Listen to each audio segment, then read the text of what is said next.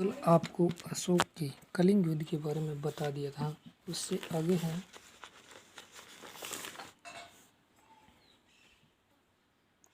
देखो, अशोक ने कलिंग युद्ध के नरसंहार के बाद बौद्ध धर्म को ग्रहण कर लिया और बेरीघोष के स्थान पर धर्मघोष की स्थापना की। बौद्ध धर्म स्वीकार करने से पूर्व राजतरंगिणी, जिसके रचयिता कौन है, कल्लन के अनुसार अशोक शिव का उपासक था। बौद्ध धर्म ग्रहण करने से पूर्व राजतरंगिणी जो कल्लन की पुस्तक है उसके अनुसार अशोक शैव धर्म का उपासक था। बाद में वह गुरु मोगली पुत्र तीस के प्रभाव में आ गया।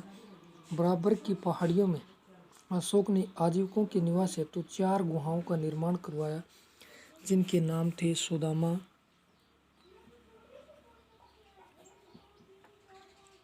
चापार, विश्व झोपड़ी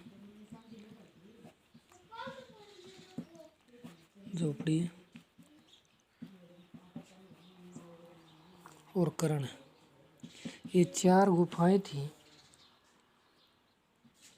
इनका निर्माण करवाया अशोक ने। उसने राज्याभिषेक के 10वें वर्ष में बौद्ध गया तथा 20वें वर्ष में लुम्बिनी की धम्म यात्रा की।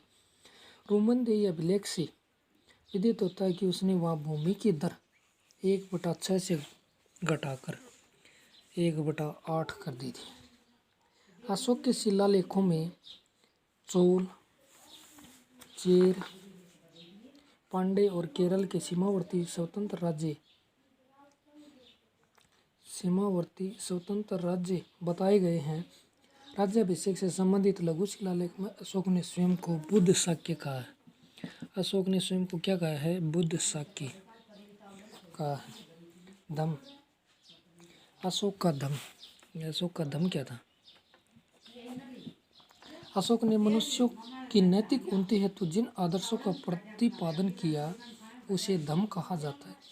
अशोक के धम्म की परिभाषा दूसरे और सातवें अभिलेख में दी गई। उनके अनुसार पाप कर्म से निवृत्ति, विश्व कल्याण, दया, दान, सत्य व कर्म शुद्धि ही धम्म है। साधु स्वभाव होना, कल्याणकारी कार्य करना, पाप रहित होना, व्यवहार में मृदुता मिठास लाना, दया रखना, दान करना, शुचिता रखना, प्राणियों का वध न करना, माता पिता व अन्य बड़ों की आज्ञा मानना, गुरु के प्रति आदर, मित्रों, परिचितों, संबंधियों, ब्राह्मणों, श्रमणों के प्रति दानशीलता होना व उचित व्यवहार करना अशोक द्वारा प्रतिपादित धम्म की आवश्यक शर्तें थी। तीसरे अभिलेख के अनुसार, अशोक के तीसरे अभिलेख के अनुसार धम्म में अल्प संग्रह और अल्प व्यय का भी विधान था। बराब्बू शिलालेख के अनुसार, कौन सा शिलालेख? बराब्बू शिलालेख के अनुसार अशोक ने बुद्ध के त्रिरत्नों बुद्ध, धम्म व संघ के प्रति अपनी आस्था प्रकट की। सांची रायसेन, जो रायसेन जिला मध्य प्रदेश में पड़ता है, वह सारनाथ वाराणसी उत्तर प्रदेश में। लघु शतम लेख में अशोक ने कौशाम्बी और पाटलिपुत्र के महामात्रों को आदेश दिया कि संघ में फूट डालने वाले भिक्षु और भिक्षुणियों को बहिष्कृत कर दिया जाएगा। प्रथम शिलालेख में यह विज्ञप्ति या आदेश निकाला गया कि किसी भी यज्ञ के लिए पशुओं का वध न किया जाए। धम्म यात्रा, अशोक से पूर्व विहार यात्राएं की जाती थी।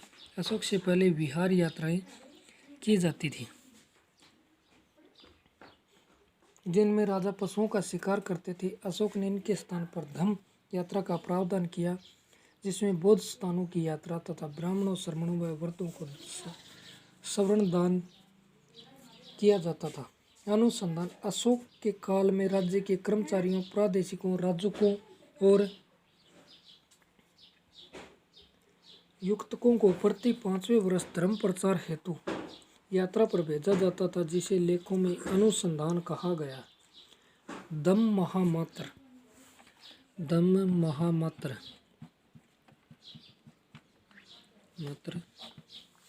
राज्याभिषेक के 14वें वर्ष में अशोक ने धम्म महामात्रों की नियुक्ति की, जिनके प्रमुख कार्य थे जनता में धर्म का प्रचार करना, उन्हें कल्याणकारी कार्य करने और दानशीलता के लिए प्रोत्साहित करना, कारावास से कैदियों को मुक्त करना या उनकी सज़ा कम करना, उनके परिवार की आर्थिक सहायता करना आदि।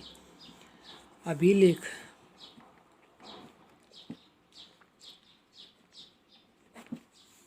अशोक प्रथम शासक था जिसने अभिलेखों के माध्यम से अपनी प्रजा को संबोधित किया, जिसके परिणाम से ईरानी राजा दारा डेरियस प्रथम से मिली। अशोक के अधिकांश अभिलेख ब्राह्मी लिपि हैं, लिपि में है, ब्राह्मी लिपि में है, जबकि पश्चिमोत्तर भारत मंदसेरा शाह राजगढ़ी से प्राप्त उसके अभिलेख खरोष्टी लिपि में टोपरा से दिल्ली लाए गए एक स्तंभ पर 7 लेख एक साथ उत्कीर्णित हैं। दूसरे व तीसरे शिलालेख में यवन नरेश आंटियोकस द्वितीय का उल्लेख है। अशोक के अभिलेखों को पढ़ने में पहली बार सफलता जेम्स प्रिंसेप ने की थी। जेम्स प्रिंसेप ने की। ताम्रपर्णी श्रीलंका के राजा तिस ने अशोक से प्रभावित होकर देवनामपीरी की उपाधि धारण की थी। दूसरे राज्याभिषेक के अवसर पर उसने अशोक को आमंत्रित भी किया था। अशोक का पुत्र महेंद्र बोधि वृक्ष का एक भाग लेकर वहां पहुंचा। यहाँ से श्रीलंका में बौद्ध धर्म का पदार्पण माना जाता है।